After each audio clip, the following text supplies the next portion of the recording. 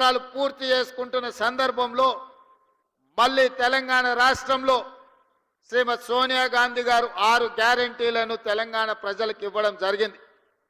3 తారీఖు నాడు ఫలితాలు రావడం, 7 తారీఖు నాడు అధికారాన్ని చేపట్టడం, డిసెంబర్ 9 తారీఖు నాడు శాసనసభ సమావేశాలను ఏర్పాటు చేసుకొని మొదటి రోజే ఆర్టీసీలో ఆడబిడ్డలకు ఉచిత ప్రయాణం, అదేవిధంగా పేదవాళ్ళ ఆరోగ్యాన్ని వాళ్ళ కాపాడాలని రాజీవ్ ఆరోగ్యశ్రీతో 10 లక్షల రూపాయల ఉచిత వైద్యాన్ని కార్పొరేటు వైద్యం అందించడానికి మొదటి రోజు శాసనసభ సమావేశాలలో మనం నిర్ణయం తీసుకోవడం జరిగింది.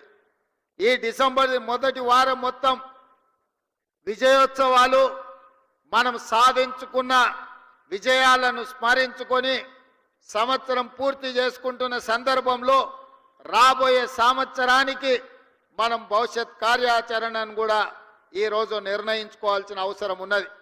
మిత్రులారా, ఈరోజు ఆలోచన చేయండి. హైదరాబాదు నగరం అంటే తెలంగాణ రాష్ట్రానికే కాదు, ఈ దేశానికి ప్రపంచానికే ఒక ప్రత్యేక గుర్తింపు ఉన్నది.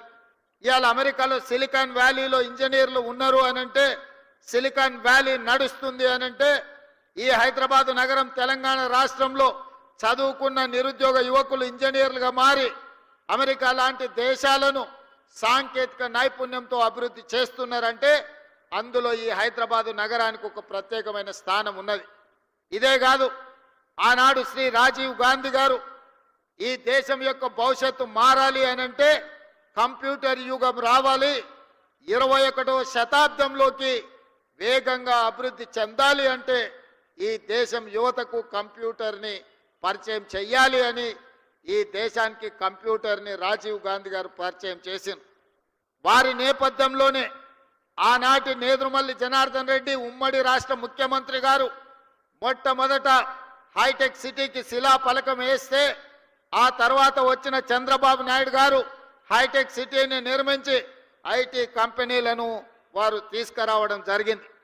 వారి తర్వాత ముఖ్యమంత్రిగా ప్రభుత్వాన్ని ఏర్పాటు చేసిన డాక్టర్ వైఎస్ రాజశేఖర రెడ్డి గారు ఐటీ కంపెనీలను కొనసాగించడమే కాకుండా ఔటర్ రింగ్ రోడ్డును, అంతర్జాతీయ ఎయిర్పోర్టును, ఫార్మా కంపెనీలను తీసుకొచ్చి అదేవిధంగా హైదరాబాద్ నగరానికి ఆనాడు కీర్తిశేషులు పీజేఆర్ గారు ఎండాకాలం వచ్చిందంటే ఖాళీ కుండల ప్రదర్శన చేసేవాడు.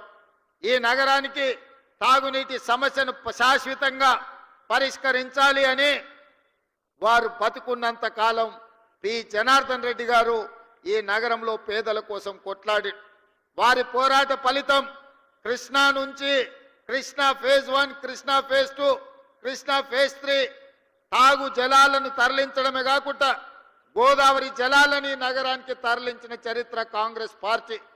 ఈరోజు ఈ నగర ప్రజలు ఉస్మాన్ సాగర్, హిమాయత్ సాగర్ తాగునీటి జలాశయాలనే కాదు, అవి సరిపోకపోవడంతో కృష్ణానది జలాలు